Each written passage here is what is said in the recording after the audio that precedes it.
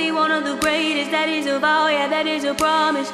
Always wanted to be famous, just being real, yeah, just being honest. My haters gon' always be nameless, give them no clout. Hey now, say now, it's your boy Talk with TeN, and I'm here with my good friend Justin Williams. We're gonna get into some entrepreneurship and talk about his day in life of his life. So we got you own a child center, Okay. Restaurant, Yeah. real estate, Yeah. community leader. Yeah. How did you get into your learning center? Well, believe it or not, I started my childcare center the December of 2013. But a lot of people don't know my grandmother had a childcare center for over 40 years. So Okay. she was always in the industry, and she had a home center. But I never wanted a daycare. Okay. I never wanted anything like that. Hell, I didn't even want to be an entrepreneur. My daddy was an entrepreneur. He always had his hands in some type of business, whether it was transportation, janitorial, logistics, you name it, he had a hand in it. And so they were planting the seeds without you even knowing. They was planting the seed without me even knowing. So I always seen the ups and downs of entrepreneurship. So as my granny started getting a little older, my mama stepped in and started running her daycare. Okay. And so again, I never wanted a daycare, but I always knew I wanted to do something in education and working with families growing up. That's what you got your degree in? I got my degree in child and family development. Okay, you come from a big family? Huge. Yeah. When you say huge, break it down to me. So when I say huge, I mean me and my first cousins, we all grew up like brothers and sisters. Uh-huh. And so when I say first cousins, I'm talking about on both sides. So my mom's side and my dad's side of the family. Okay. And everybody got kids. Okay. With you coming from a big family, are you the head provider or the go-to guy in your family? Now I am. Do that lead to some type of pressure or stress on you, and how do you handle that? I ain't gonna say stress. Well, I guess I can say stress because sometimes it can be overwhelming. But what I do is I put everybody on the team and find a way to make them useful to where we can all work together and get money. They say working with your family is one of the hardest things to do. Have you had any trials and tribulations with working with your family? My experience is different because, again, I started my center working with my granny was working there as well as my cousin's wife. And we rocked out for probably about 7-8 years. You know, they literally helped me grow my business because they were already experienced in the industry. And just thinking about being a man in an industry like early childhood is different. So you got to surround yourself with a team. So people were extremely comfortable with my granny there. She worked in the infant room. Okay. My cousin's wife, who's now my cousin as well, she was my assistant director at the time, and it just worked out. The thing about it is what I tell everybody, because even when you go to Fourth Quarter or the 5 Bistro, that's family owned. Fourth Quarter was me, my dad, my dad's first cousin and his son. Okay. And the thing about it is we all just respect each other, and we all made a rule to where, we father and son and cousins, but once we come in here and we meet, we business partners and we meeting as men, and we're going to respect each other on that level. So some conversations weren't easy. We had to have hard conversations, but at the end of the day, you got that respect for your family just because you know at the end of the day, once we leave out here, we still family. So that merges over to the 5. It's me, my dad, my homeboy Eric, and my cousin Faith. And the 5 is the restaurant. The 5 Bistro, yeah. Okay, we're gonna get to that. Let's jump back to the child center. Okay. With having a child center, a lot of people want to know how did you get started? Not what led you, but the steps. How much money did it take? What was some of the groundwork of getting started? Believe it or not, so I graduated December of 2012. And I decided to enroll into grad school. Okay. And so, in grad school, we was getting them refund checks. Mm-hmm. So I took those refund checks and I flipped it, and that was my business loan. Okay, so you saved your I saved my refund. Actually, every dime I had, I put it into the business. Okay. Can you give a ballpark range of how much it costs to start off? My story is a little different because I was extremely blessed. I remember when I first registered the business name. I was in Houston, Texas. I was still living in Houston at the time. I went and registered the business name. I was literally laying on my couch one day, and I thought about something my mama said to me. She always said, if you wanted to start a charter school, because that's what I originally wanted to do. Okay. She was like, why not start from the ground up? And I'm like, damn, I don't want no daycare. I don't want to learn and sell. I don't want a preschool. So I was laying on the couch one day, and it was just like, you said you was going to do all of this stuff. What happened? And you know, my mom had passed 2 years before. So I literally got up off the couch, drove to the records building in Houston, and I registered the business name.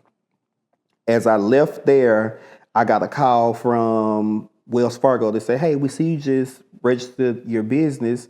Come open up a business account. So I did that. Like, They was grinding because they don't do that no more. They was grinding. So I did all of that within a span of an hour and a half. And so once I left Wells Fargo, I put on Facebook, hey, do anybody know of an old preschool or learning center that's vacant? Because I'm looking at least one. And one of my mom's cousins DM'd me and said, hey, my old band director has a daycare on Beckley. They are out of business, but they are looking to put someone in it. So I said, okay, can you connect us? So she connected me with a guy named Earl Sims and Rhonda Sims. They were a family. They owned a center called Kendall's Corner on Beckley and Overton. And I talked to them, and we kind of just hit it off. It was like God had kind of directed my whole path because it's like everything literally fell in my lap. So I talked to them. I let them know exactly what I was trying to do. I had just graduated college. I'm working for Child Protective Services. This is my goal. This is what I'm trying to do. And they was like, we believe in you. So they told me at this time, they was like, the rent is $800. If you can pay your first and last month, you can move in it. So at the time, I didn't have $1,600. And I was like, damn, I need $1,600. So I just so happened to be on the phone with my brother telling him about it. And he had the money. And he was like, well, I can loan it to you. You can give it back to me when you get your refund check. So he loaned me the $1,600. I gave it to them, and boom, I got the keys in my hand. So you still living in Houston when you? I'm still living in Houston. Okay. So while we were still in Houston, I was working at CPS, but I was also like studying.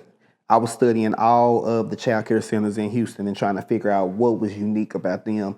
What was their niche? What can I take from their niche and make it my own? So I was supposed to be on the clock working, but I was creating an employee handbook. I was creating my operation policies. I was creating emergency preparedness. Like I was really like, my mind was focused on that. So once I graduated from TSU and got on the CPS, every check that I had, I never spent it. I sent it all to Dallas because I was trying to maintain that rent there. So you had a plan. I had a plan. So, you know, when y'all was going out popping bottles of Ciroc, because I think y'all had all just got on at that Walmart. Yes, it was. Y'all had all got on at Walmart. And big ass smoking mirrors. Yeah. So with you owning your business for 13 years now, how long did it take you to break even or start seeing your money? Oh man, that first year was the worst. That first year was horrible. But I would say that second year, so I went through a season to where I was like, I couldn't keep my head above water. It's like everything that was going in was going back out. And that's why I have to like really shout out my family, my grandmother, Marilyn, and I call her Baby. That's my dad's mom. RIP to her. Like they literally was my rock. Like they were working for free. Yeah. You know, they had them kids. You know, it was straight.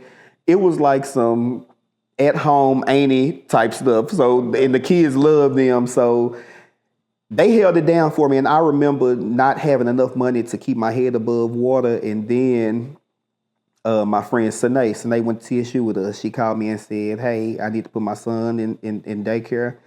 And so he was my first student. Okay. So it was just me, King, and my two grandmothers. We was in there thugging it out, you know, every day. And so after that, this girl named Tiffany, which is one of Amber's sisters, Tiffany, she had 4 kids. She enrolled her 4 kids. And then after that, it was like the door started revolving. So your groundwork started with people you know. It started with people I knew. Okay. How long? Because you got 2 learning centers now. How long did it take you to get your second one? So it took me about the main. For the longest, I never wanted 2 locations. I wanted quality over quantity because I was like, I need to master what I have right now. And so I didn't want to step out there and get another one because that wasn't my goal. And so what I did was I turned my childcare business into a commercial real estate business. So I started thinking forward, like, what can I do to sustain myself to the point to where I get to retirement? And so your second one is a commercial real estate. It's commercial real estate. So my second one. Okay. So and again, God works in mysterious ways because it's like whenever I'm praying for something, it's already worked out. So I was praying because I'm like, okay, Lord, I've been in this industry at this point for 9 years. What's next with it? You know what I'm saying? And so I'm like, I don't want to keep renting these buildings because now at this time, to rent a building, you spending upwards of $6-7 grand a month. Yeah. You know what I'm saying? Like it ain't as cheap as it was when I first started. It got high as hell. And I remember I was Googling banks that would finance commercial real estate. And I literally wrote down like 10 different banks and like the bank managers. So I literally called all 10 of them banks. And it was one bank called Veritex Bank, and a man named Kevin Moon answered the phone. And I said, hello, Kevin, my name is Justin Williams. I own a preschool. I've been owning my school center for 9 years, and I want to purchase commercial real estate. You know, can you help me? And he said, well, Justin, let's figure it out.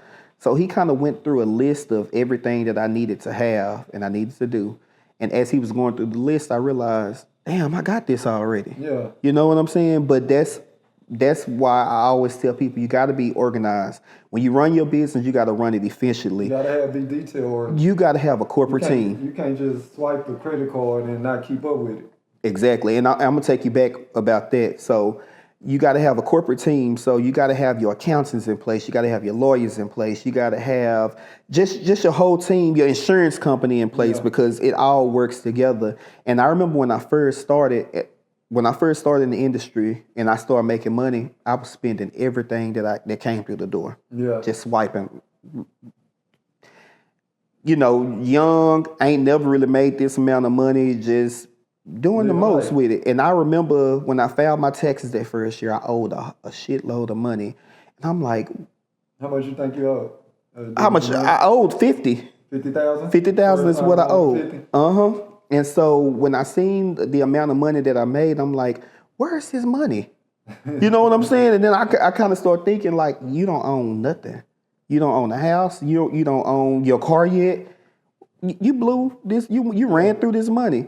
And so at that point, it goes so fast. And at that point, and I don't know if you remember, I talked to you about that, and you were at the dental office. We talked at the dental office about it. No, this was before the dental office. Yeah, this was before the dental office. I remember talking to you, and you were saying, "We got to quit hitting them pockets so much. We gotta organize ourselves."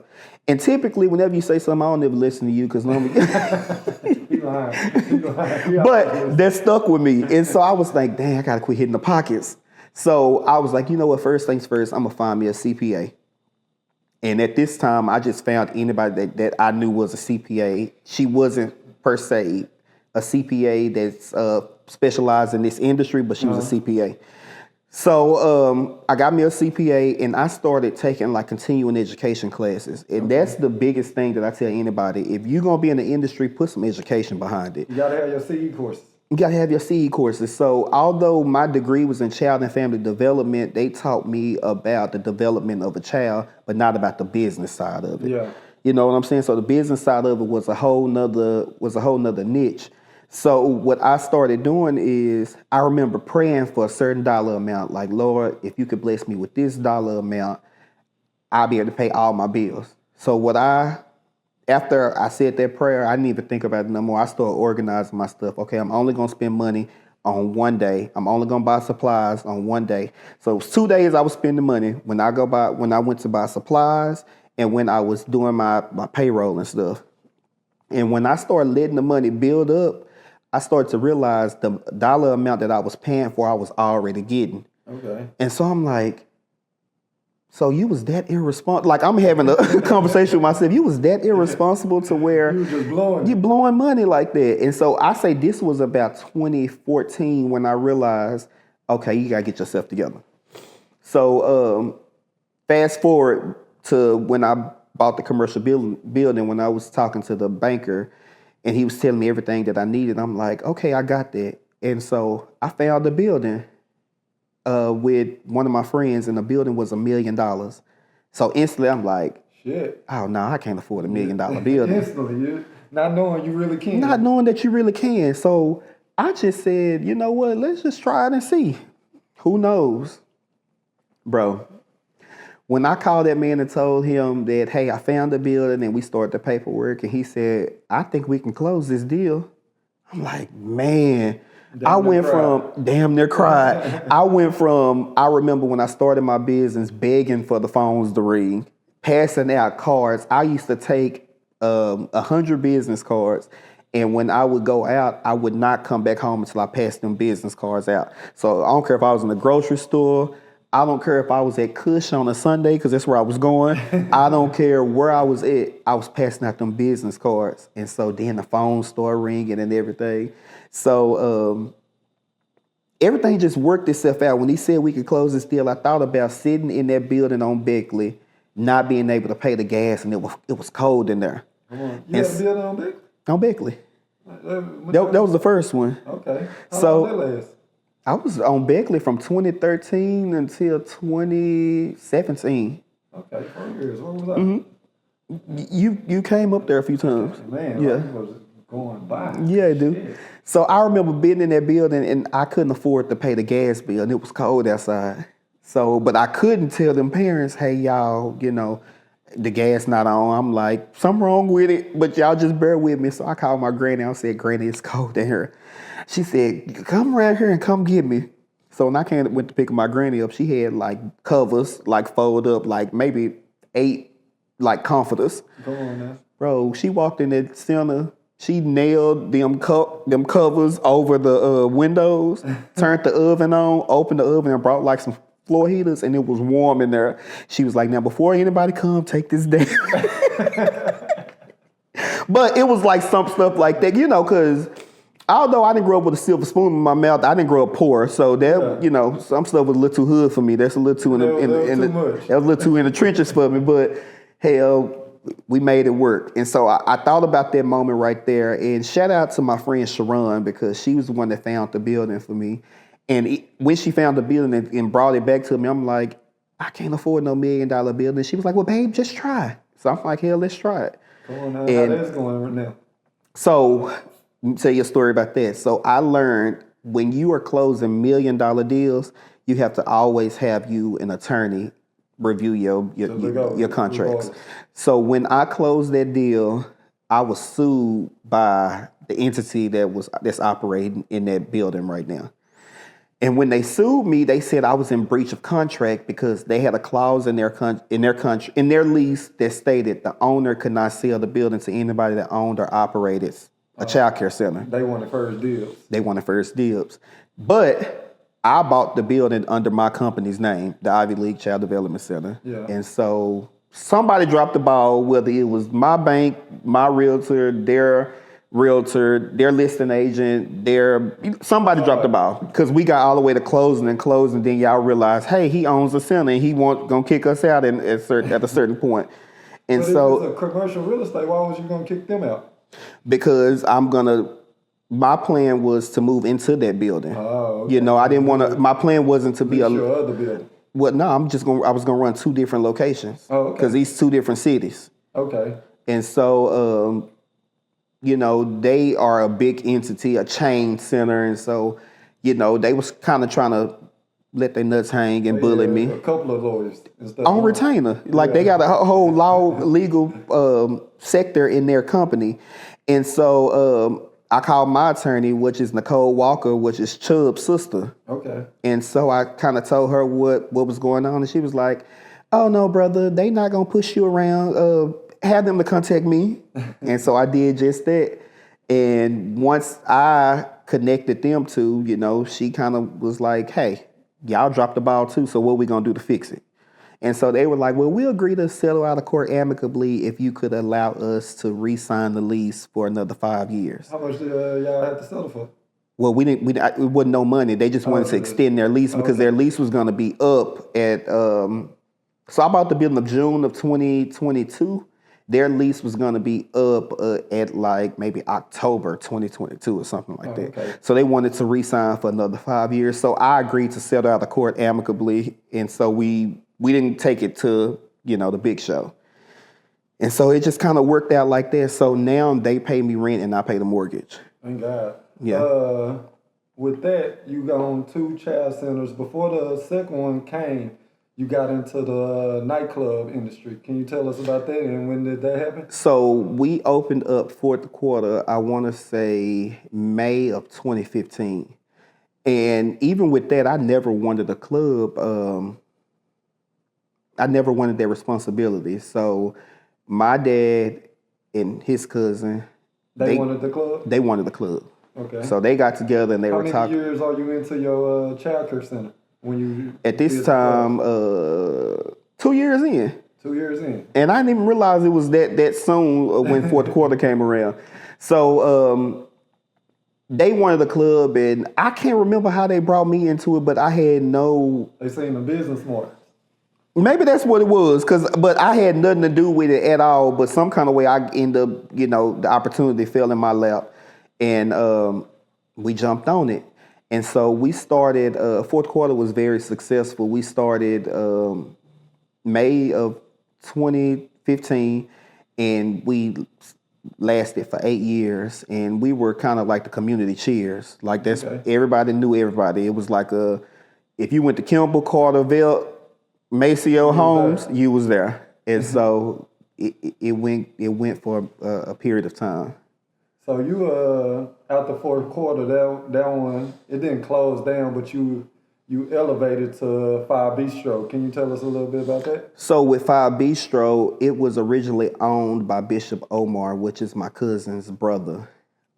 His vision was for the Five Bistro to be a hub to where everybody felt welcome. He was a pastor. And so his goal was to not just meet people in a church. He wanted a restaurant, people fellowship over food, and he felt like that'd be a good place to bring people to get them closer to God with not just having to go to church or whatever. So he ended up passing away before he was able to get the Five Bistro open, and my cousin Faith kind of took over it from that point. And if you have ever ran a restaurant or something like that, there'd be a lot of stealing in there. It does. It is a lot of stealing, but it's not a one-man show. You can't run it on your own. And so she was trying to do the best she can, and she's a woman, and she was at the point where she was just tired of doing it all by herself, and so she reached out to my dad just to pick his brain, and my daddy reached out to me about it, and I reached out to Eric, and I'm like, y'all, I think we can put a team together to make this successful. So that's kind of how that happened. Okay. So you're on the child development centers by yourself, right? Yes. And you have a team with the restaurant. Can you give me the pros and cons, the difference of that, if there is any cons? So I think the pros of having a team is everybody have their strengths.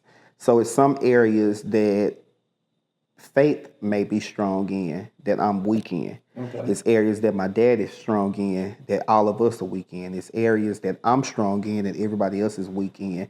And so you're able to divide and conquer. Whereas if something happens at the center, let's say it's 6 o'clock in the morning, you got a bus full of kids and the bus stop and it's cold outside and kids got to be at school in the next 30 minutes. You know, I can't call nobody and say, hey, where you at?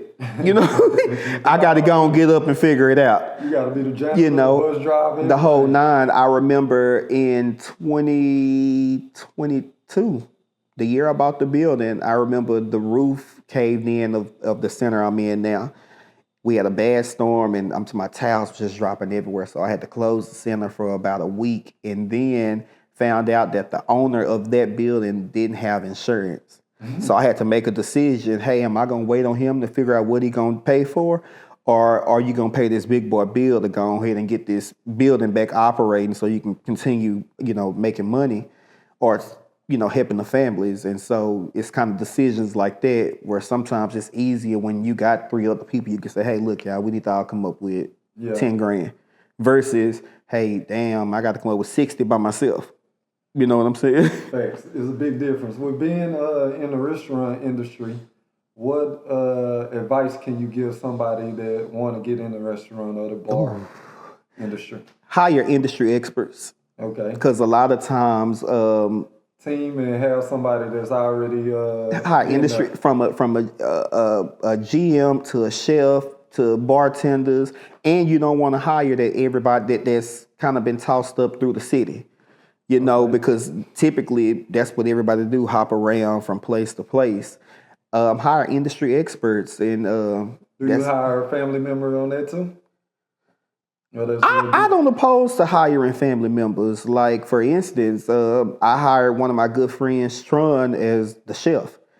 Although I know he don't have experience with... That's why the food tastes like that.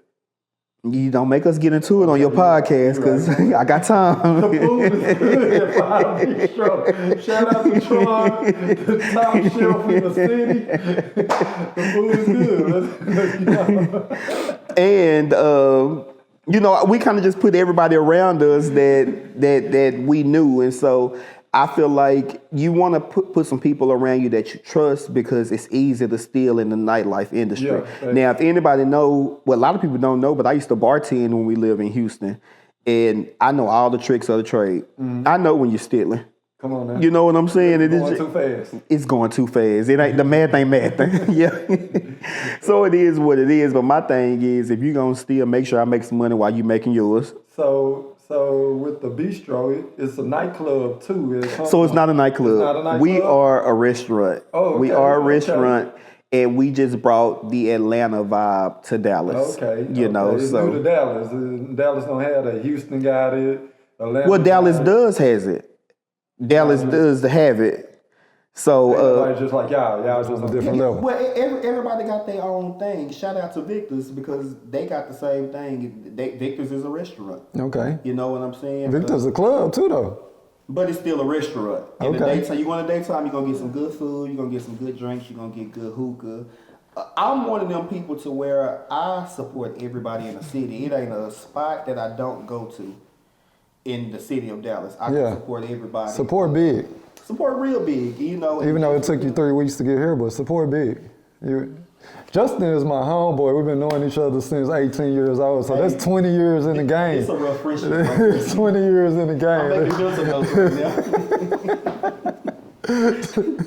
making now. Nah, but support. So I go support everybody because I remember when we was in Houston, everybody supported everybody. Everybody supported everybody. So if you made money on Monday, you can make money on Tuesday, you can make money on Wednesday. It was like a big revolving door. Facts. Now we back, had to stop for a quick bathroom break, but we back. So we left off with Five Bistro being the #1 restaurant in Dallas. Yeah. You also in real estate. Yeah. How did you get into real estate and what made you want to do that? So I got into real estate actually by accident. So I've always... God been on your side, huh? He is. He has shown me so much favor. Sometimes when I pray, I always ask, like, why me? And I don't mean it in a bad way, but why did you choose me to give me all this favor and grace? I'm forever grateful. But I've always been into real estate, even as a child. My parents and I, we would go look at mansions, and that was like our thing on the weekends. We would go to like multi-million-dollar mansions and go to parade of homes and stuff like that. So I've always been into real estate. But I actually met one of our friends from college. Her mom was into real estate, and Shout out to Miss Jones. shout out to Miss Jones. Miss Jones had a company called Oak Cliff Rehabbers, and she started a program to where she was showing their friends that you can do the same thing. And I called Miss Jones one day and I said, "Hey, Miss Jones, I want to get into real estate." And she said, "Well, let's make it happen." And she found my first property in Seagan Hills, and I bought the property for $105,000. This was in 2019, right before the pandemic. So Miss Jones came in and she showed me everything I know.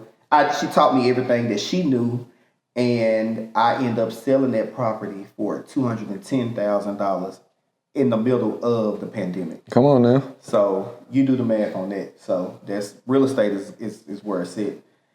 And so after that, we found another one in Oak Cliff over there off Ann Arbor, and we just been rinsing and repeating. How many houses do you have under your belt now?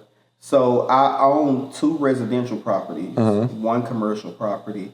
And reason why I haven't flipped lately because the interest rates had kind of started going crazy, and then the price of the houses were through the roof. So it just have to make sense. So my thing is, I'm just blessed because I've been to the closing table every year since 2020. Knocking them down. Knocking them down.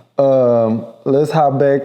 What are some of your goals with the Child Center, the Learning Center, or some of your goals with Fire Bistro, and what's some of your goals with the real estate? So I'm going to drop an exclusive right here, Yeah. right now.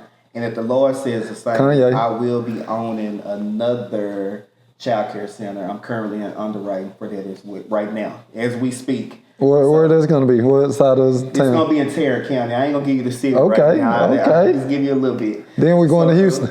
Then we're going to Houston. Then we're going to Houston, talking in And existence. I always felt like I should have started in Houston because my professors, of course, with us being in child and family development, they will always tell us, we're not training y'all to work at a daycare. We're training y'all to own preschools. Okay. You know what I'm saying? And when they found out I was opening one in Dallas, they were like, whatever you need, we got your back. And I felt like I should have started in Houston at that time. TSU actually got me on their website and their child and family development. Come on now. I need to be on the website on TSU. I don't know why, but you I'm make going to the get there. student center, and I'm I'm gonna get still there. feeling some type of way about that. I'm going to get there. But yeah, they always have looked out for me, and I felt like I should have started there and then came to Dallas because Dallas was the easy play. Okay. You know what I'm saying? So yeah, there's that.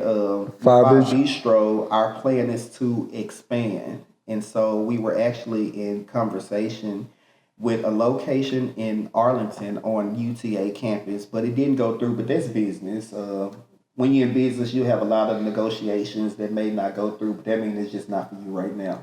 Do you want to franchise Fire Bistro, or you just want to keep it in-house? I don't want to franchise Fire Bistro. Actually, somebody that I admire is the owner of the guy that owns the restaurant, Say Less in New York. Okay. I watched his interview on Your Leisure podcast, and when you get some time, go check it out. Okay. Just his main concept was keep it short and simple. Don't spend a whole bunch of money on a build out, and just keep rinsing and repeating it. When you find something that works, you take it from city to city. Okay. You know what I'm saying, and offer it there. Have you been to Say Less? No, I don't think so. It's in New York? He's not cultured. Yeah. Facts. But yeah, so that's some person that I look up to in the restaurant industry. I got a lot of mentors in the early childhood field that are doing big things. Like there's a woman named Kashani. She has multiple centers, even centers in other countries, and she's doing her thing. And what I love most about her is she's not a gatekeeper. She will give you all the knowledge you need. Because her thing is what you do don't have anything to do with me. Come on now. And so that's kind of your blessing not gonna stop mine. I have literally helped so many people get their business off the ground, because I always felt like just because you offer something unique, I offer something unique too, and it's enough money for everybody to eat. Facts. You know what I'm saying? With all your success, you got into a community leader. Can you give us some past events you done and some future events you're gonna do? Well, Yeah, I know how I feel about this current administration, so that's another conversation for another day. But I've done voters registration drives. I've done I've done multiple at Five Bistro, and I've done multiple at a spot called Union Park that we used to have a couple years ago. And also, I just recently joined the National Black Association, Child Development Association in Dallas, and they are very active with just making sure that our children have access to quality education. I've even went to Austin this past year to advocate for access to early childhood education. Okay. What I want to get into is at some point I want to run for city office. You want to get into politics? I want to get into politics. Only thing that scares me about it is, I have a good attitude, but until I don't. Okay. You know what I'm saying? And sometimes when I'm real passionate about something, the nigga come out on you. Yeah. Yeah. Yeah. I don't know if I can say that on YouTube. I'm gonna get banned before I start. Blurt that one out. Bleep that one out. Facts. With you being a community leader, I see you came out with a planner. Mine's all messy and stuff. Thanks for this too. What made you do this? Well, I have been doing planners since 2020. So during the pandemic, if you didn't make any money, that means you just wasn't a hustler. Come on now. I made plenty of money. We didn't even talk about the hat company that I had. Yeah, what happened to that? I forgot about that. I just stopped. Let me tell you something. Everything I have put my hands on have turned into gold. I just get overwhelmed because I'm trying to do too much by myself. So I stopped it. And also the vendors that I had, they were really affected by the pandemic. They were actually in Wuhan, China. So there's that. And I just didn't revisit. I think you need to come back out with the hats. I may do an exclusive drop when I turn. Yeah, you need it. You need it. It'd be dope. But I came out with these planners because I started in 2020. We were quarantined. There wasn't really much to do. And I decided, you know what? Let me start game planning for the next year. You know what I'm saying? Because I always knew we wasn't going to be in the house forever. You know what I'm saying? I don't think I was ever in the house. I was traveling from here to Houston to Atlanta to Mexico, and I never caught COVID. So, again, God showed me some favor. He one of yours, huh? Yes. You one of his. I'm one of his. So, I was game planning for the next year. And then as I was doing it for myself, I realized, you know what? This could possibly help somebody else. And so I started putting them out there, and people started buying them. And this not the first one? No, this is not the first one. Oh, I thought this was the first one. No, this is just the latest one. Why I ain't get one? Why I ain't get the first? No, I didn't. No, I didn't. I would have remembered that. So one year I tested it out on a group of people that I invited them to my house, and we all set goals. We all came up, picked accountability partners, and we all held each other accountable to accomplish them goals. And what I like most about having a planner is at the end of the year, you can look back to see what did I accomplish. Yeah. And so I'm one of them people to where if I put something out in the atmosphere, it's good, it's done.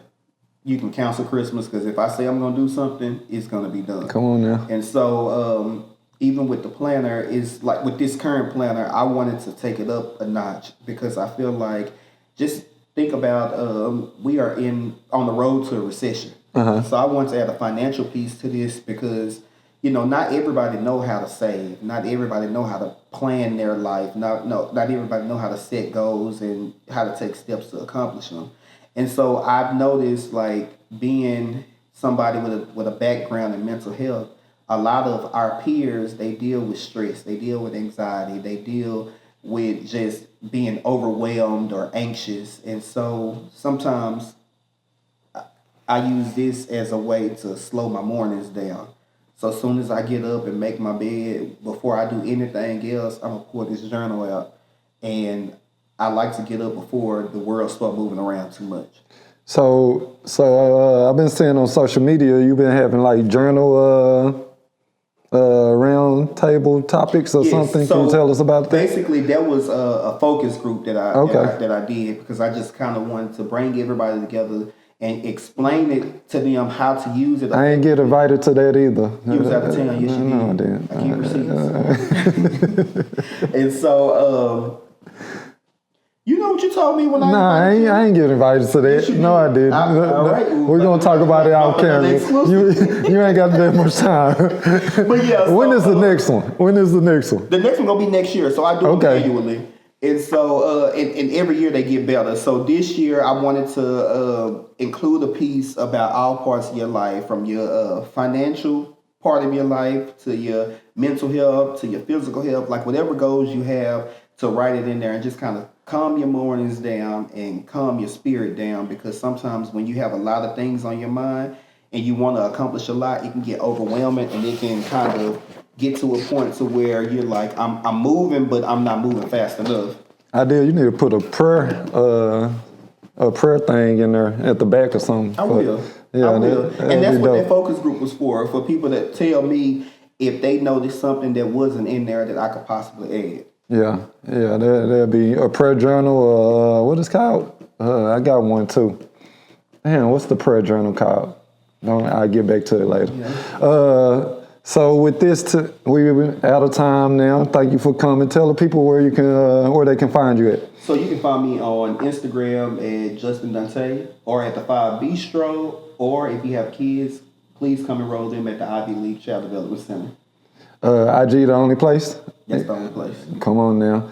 It's Talk with TeN. I appreciate you, Justin. Y'all have a good day.